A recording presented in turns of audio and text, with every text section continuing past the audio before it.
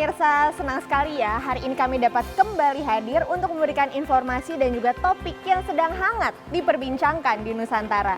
Karena Anda sedang menyaksikan Kabar Nusantara.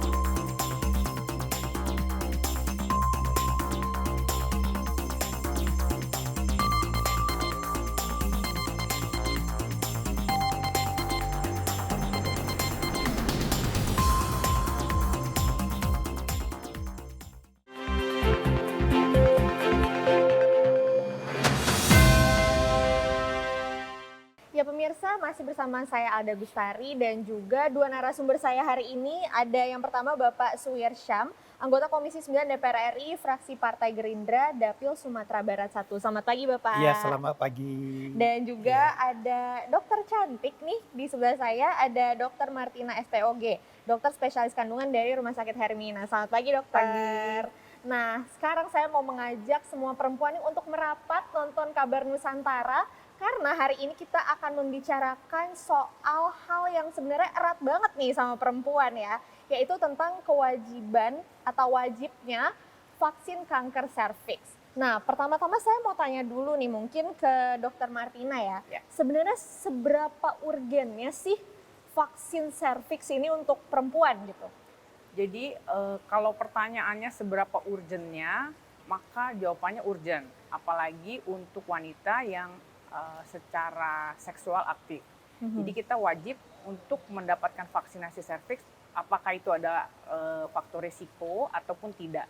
Karena nanti di kemudian harinya kan akan menikah. Nah, dengan menikah dan ada kontak seksual, maka kita wajib untuk mendapatkan vaksinasi serviks. Oke. Kalau menurut Pak Suwir Syam sendiri, bagaimana nih tindakan pemerintah? Apakah sudah tepat untuk mewajibkan vaksin kanker serviks ini nih? Iya,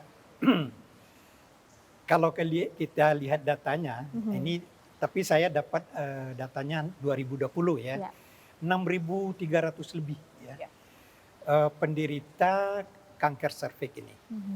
Itu nomor 2 yang menyebabkan kematian wanita setelah kanker payudara. Dan di samping itu juga dengan adanya BPJS sekarang, itu dana yang dikeluarkan oleh BPJS itu besar ya terhadap penyakit katastrofik, antara lain dengan CA serviks ini. Jadi karena begitu banyaknya wanita yang menderita kanker serviks, maka pemerintah melaksanakan pencegahan, yaitu dengan melakukan imunisasi HPV ya, HPV terhadap wanita, sehingga nanti diharapkan penderita kanker serviks ini menurun ya, dan anggaran negara tidak banyak diserap untuk penderita kanker serviks ini. Oke, tapi kenapa untuk anak di kelas 5 atau 6 SD sih dok sebenarnya? Apakah ini sebenarnya masa-masa yang efektif untuk vaksin kanker serviks atau gimana? Nah, jadi pertanyaannya bagus sekali ya. Jadi kenapa harus dikerjakan pada usia pra atau usia sekolah, usia 9 sampai 14? Karena dengan pemberian vaksinasi HPV di usia 9 sampai 14 yang mana di usia sekolah itu biasa kelas 5, kelas 6 SD, para remaja ini dia memiliki respon antibodi yang mencapai 100% sebelum melakukan kontak seksual di usia di atas 15. Nah, jadi dasar pemikirannya kenapa kita kerjakannya di usia remaja gitu ya, karena dia antibodi 100% sebelum dia ada seksual aktif. Jadi memang ternyata ya pemirsa ini merupakan waktu-waktu yang prime gitu ya, atau waktu-waktu yang sangat tepat ya dok ya, supaya antibodinya sudah mulai terbangun sejak dini. Nah, saya mau ke Pak Suwir Syam. Pak, ini kan pemerintah sudah mengeluarkan vaksin ini untuk digratiskan, tapi sementara masih di Jawa dan juga Bali. Ini sebelumnya sudah ada konsultasi belum sih ke Komisi 9? Secara resmi belum ya, tapi memang sudah disampaikan. Ya. Itu dasarnya seperti itu, bahwa sebagian besar anggaran BPJS kita itu diserap oleh penyakit-penyakit yang katastrofik, antara lain CA ini. Jadi makanya kita sangat mendukung untuk 2023 nanti, 2023-2024, anak-anak usia kelas 5 dan kelas 6 SD yang perempuan itu diwajibkan, digratiskan untuk diimunisasi dengan vaksin HPV. Oke. Ya. Tapi dari dukungan anggarannya sendiri gimana, Pak? Ya, kalau Komisi 9 itu selalu mendesak, malah meningkatkan ya pemerintah agar dana-dana atau anggaran untuk masyarakat ini, terutama terhadap pencegahan penyakit ini lebih besar ya. Jadi kita semuanya dari Komisi 9 sangat mendukung dan mendesak pemerintah untuk kita sepakati bersama bahwa anggaran preventif ini dibesarkan. Tapi sebelumnya berarti anggaran untuk pencegahan justru lebih kecil dong, Pak, di Kementerian Kesehatan atau gimana? Oh, kalau kemarin paling besar ya, justru terutama paling besar. COVID-19 itu berapa triliun habis untuk pencegahan. Ya. Oke. Ya. Nah, pemirsa, kita masih akan tetap mengobrol nih tentang wajibnya vaksin kanker serviks. Dan pemirsa jangan kemana-mana, tentunya tetap di Kabar Nusantara.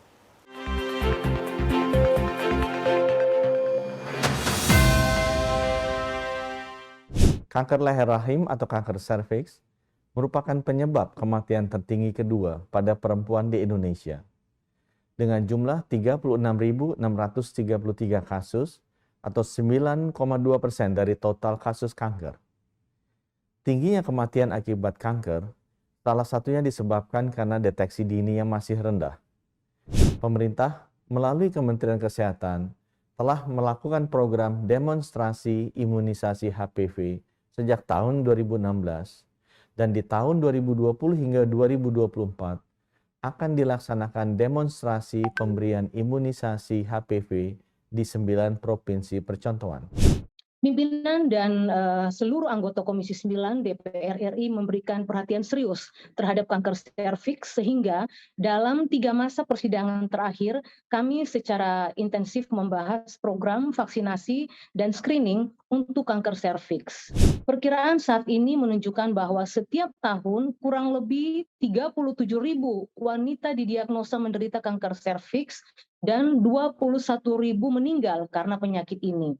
Khusus untuk vaksinasi HPV, arahan Komisi 9 DPR RI ke Kementerian Kesehatan sudah sangat jelas bahwa perlu segera ada perluasan program vaksinasi di seluruh provinsi yang prevalensinya tinggi dan juga ada percepatan pelaksanaan program sehingga capaian dari vaksinasi HPV yang masuk dalam program BIAS atau Bulan Imunisasi Anak Sekolah dapat maksimal. Ya pemirsa, masih di Kabar Nusantara dan pastinya masih membahas bagaimana regulasi wajib kanker serviks. Nah, sekarang saya mau tanya lagi nih ke Dokter Martina. Sebenarnya kanker serviks ini vaksinnya itu diwajibkan buat siapa aja sih, Dok? Kalau wajib, pertanyaannya wajib diberikan untuk siapa saja, maka jawabannya semua wanita yang aktif secara seksual. Yang mana sekarang diberikan oleh pemerintah untuk pra-remaja atau usia sekolah itu sebagai upaya preventif. Prinsipnya vaksin adalah preventif. Tapi ada kriteria khusus nggak apa yang harus yang belum menikah atau gimana gitu? Kalau semua yang sudah akan menikah mungkin wajib, menurut saya wajib diberikan vaksinasi kanker serviks. Kenapa? Karena sebelum kontak seksual. Cuman setahu saya hingga saat ini belum ada diberikan sebagai vaksin pramarital di Indonesia, bahwa kita harus memberikan vaksin kanker serviks kepada wanita sebelum menikah. Gitu. tahapannya ada apa aja sih dok? Berapa kali suntik sih vaksin kanker serviks ini? Oke, kalau vaksin kanker serviks secara general, secara umum dimulai ada 3 kali jadi periodenya yang pertama kali suntik dengan yang kedua itu jaraknya 1 sampai 2 bulan, kemudian selanjutnya berjarak 5 sampai 6 bulan. Jadi kita dengan 3 kali suntik pada wanita dewasa, maka akan tercapai antibodi atau imunitas yang cukup untuk mencegah terjadinya kanker serviks. Tapi kalau pada usia anak sekolah atau usia remaja, dengan 1 sampai 2 kali pemberian pada sebuah studi di Inggris, dia akan mencapai antibodi sampai 100%. Jadi diberikan 2 kali. Akan tetapi WHO terbaru, kalau saya baca dengan pemberian 1 kali saja sudah efektif untuk mencegah kanker serviks. Ini menurut saya kembali kepada regulasi dari pemerintah. Oke. Tapi ini saya mau menyuarakan nih suara teman-teman saya, mungkin seumur saya sudah menikah tapi belum melakukan vaksin. Itu masih bisa nggak sih dok? Terlambat nggak? Enggak lah, masih bisa. Jelas Oh, masih masih bisa. Iya. Tetap dengan 3 dosis. Oh, tetap dengan 3 dosis. Oke. Sekarang saya mau tanya ke Pak Suirsyam nih. Sementara ini saya mau tanya, penasaran sebenarnya. Kenapa baru sekarang diwajibkan? Kenapa nggak dari kemarin-kemarin aja Pak? Apa baru sadar ternyata membebani BPJS-nya sekarang atau kenapa Pak? Iya, pertanyaannya kenapa sekarang baru diwajibkan, digratiskan vaksin HPV ini? Ya, itu yang pertama adalah dengan didatanya penyakit kanker serviks ini lebih 6.000-an dan juga sangat berbahaya terhadap perempuan, bisa meninggal atau setidak-tidaknya kerukunan rumah tangganya terganggu. Iya. Jadi kalau istrinya sudah dapat kanker serviks, suaminya bagaimana? Ya, jadi kerukunan rumah tangga juga terganggu. Yang kedua, dengan adanya sekarang BPJS, seluruh warga Indonesia harus wajib sebagai peserta BPJS, dan ternyata anggaran yang dikeluarkan untuk menanggulangi penyakit kanker serviks ini besar. Jadi makanya pemerintah bersama-sama DPR memikirkan bagaimana anggaran ini diperkecil, yaitu dengan cara melakukan promosi dan preventif. Ya. Preventif apa? Yaitu dengan melakukan vaksin HPV ini kepada wanita. Ya. Oke. Ya. Tapi ini DPR kecolongan nggak sih Pak sebenarnya, kayak sebelum ngomong ke DPR bahwa akan ada wacana tentang vaksin kanker serviks, tapi pemerintah justru udah start duluan gitu Pak.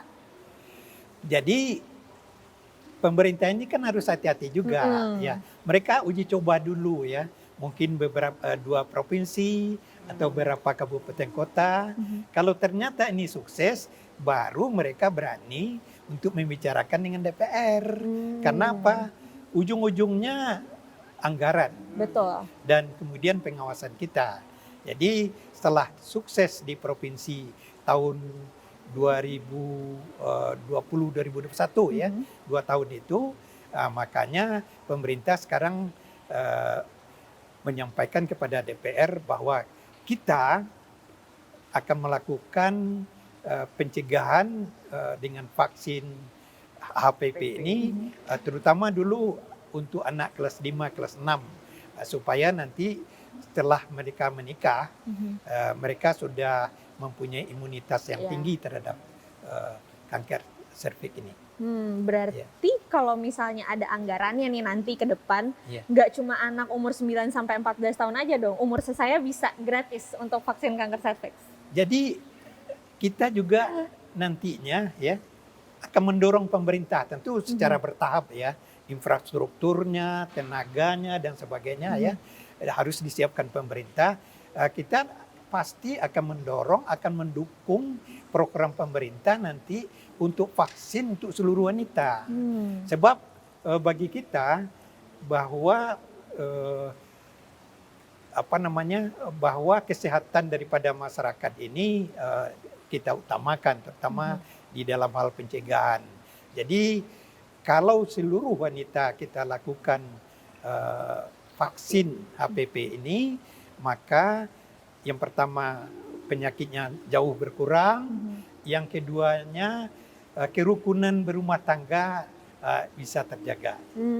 Oke, Iya. kabar baik nih, saya jadi optimis nih bahwa nanti ke depan mudah-mudahan DPR bisa mendorong pemerintah supaya terus menggencarkan sampai yang umur-umur saya gini 25-an gitu bisa gratis vaksinnya. Nah pemirsa jangan kemana-mana ya, kita masih akan tetap ngobrol seru dengan dua narasumber kita di sini. Pastikan Anda tetap bersama kami di Kabar Nusantara.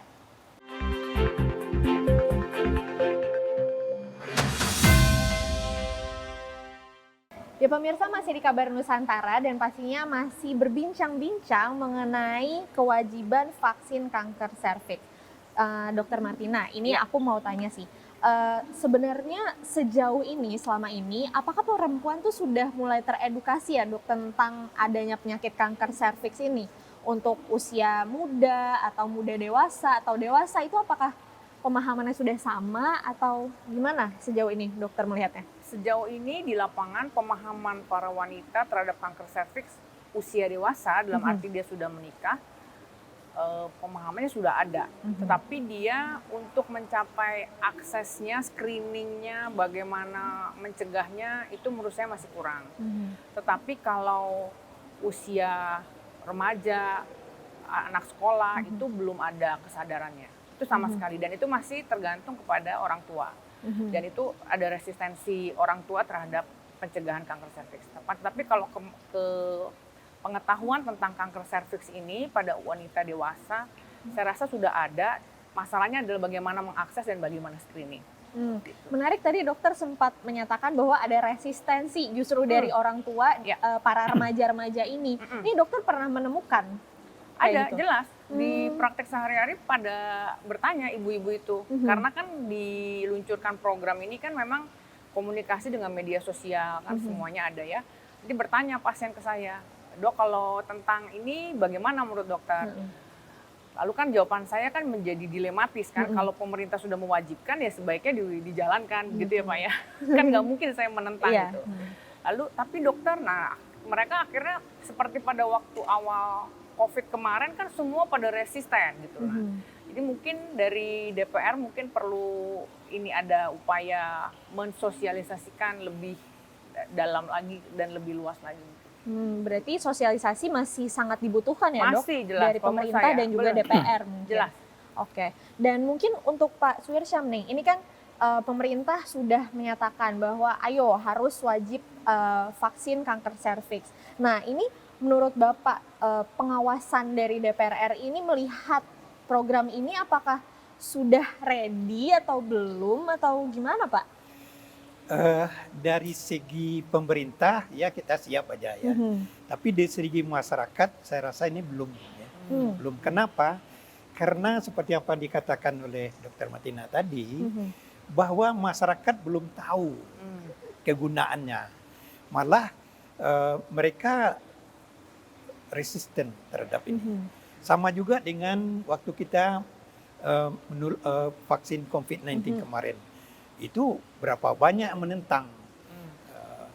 Tapi oleh sebab itulah maka kita mendesak nanti pemerintah dalam hal ini Kemenkes, mari kita turun bersama-sama, kita memberikan sosialisasi kepada masyarakat agar masyarakat bisa menerima vaksin ini. Buktinya kemarin begitu. Yang awal-awalnya, ini di dapil saya ya, di dapil saya Sumatera Barat, itu bilang Kemenkes, itu Sumatera Barat itu nomor 2 terjelek vaksinasinya di Indonesia. Berarti pada menolak gitu Pak? Menolak. Ya makanya saya turun, kemudian kita bersama-sama melakukan sosialisasi, ikut juga bersama-sama mendorong imunisasi ini, ikut kita memprogramkan imunisasi ini karena rakyat menganggap wakilnya di DPR ini adalah orang yang mereka percayai, maka apa yang kita katakan itu biasanya masyarakat akan mengikuti ya. Dan buktinya ternyata setelah kita turun ke daerah-daerah imunisasi itu sangat luar biasa, cepat, malah masyarakat yang mendesak untuk mereka Vaksin. bisa diimunisasi. Begitu juga dengan HPV ini. Nah, mereka ini kan ragu ini. Kalau diimunisasi bermanfaat enggak terhadap anaknya? Masa anak kelas 5, kelas 6 sudah Divaksin, ya. divaksin? Ya. Nah, tapi kalau sudah kita jelaskan bahwa dengan pada anak umur kelas 5, kelas 6 ini kita vaksin 2 kali, kalau dia nanti menikah, maka dia itu sudah imunitasnya terhadap virus HPV, papiloma virus ini sudah ada. Jadi sudah terhindar dari kanker serviks. Mana tahu calon suaminya menderita papiloma ini. Sebab laki-laki juga banyak ini. Jadi malah saya anjurkan bukan perempuan aja, Oke. semua laki-laki juga divaksin papiloma ini. Sebab entah laki-laki yang menularkan kepada perempuan atau perempuan yang menularkan kepada laki-laki, kita kan tidak jelas ini. Ya, betul. Oke. Jadi perlu sosialisasi intensif kepada masyarakat sebelum kita mewajibkan agar tidak terjadi nanti penolakan oleh masyarakat. Nah, makanya mungkin itu ya tadi menurut dokter ternyata memang sosialisasi ini harus gencar supaya nggak ada yang takut-takut lagi seperti ini ya dok ya. Setuju, betul. Nah, menarik tadi Pak Suirsyam juga sempat bilang bahwa sebenarnya laki-laki juga ya jangan takut gitu. Harusnya bisa divaksinasi juga ya. Berarti ini Pak Komisi 9 ini mendorong ya Pak berarti agar vaksinasi ini terus dilakukan. Iya. Dan pemerintah juga harus siap gitu ya Pak. Pemerintah harus siap dan kemudian kalau infrastrukturnya sudah dilengkapi di puskesmas rumah sakit, kenapa enggak kita teruskan aja program ini? Oke. Ya. Nah, Setuju. mungkin menurut Dokter Martina nih, terakhir sama Pak Suirsyam, himbauan untuk para pemirsa, khususnya para perempuan yang sedang nonton Kabar Nusantara nih sekarang, himbauannya apa supaya nggak takut divaksin? Pencegahan lebih baik. Ya, pencegahan lebih baik. Pencegahan lebih baik. Iya. Kalau dari Pak Suirsyam? Ya, jadi saya menghimbau ya, terutama ibu-ibu ya, untuk memahami ini bahwa vaksin ini sangat bermanfaat untuk mencegah anaknya jangan kena kanker serviks nantinya. Jadi ada anaknya kelas 5, kelas 6 dimotivasi ya, didorong untuk bisa divaksin. Begitu juga nanti ibu-ibu sebelum menikah anaknya bagusnya dilakukan vaksin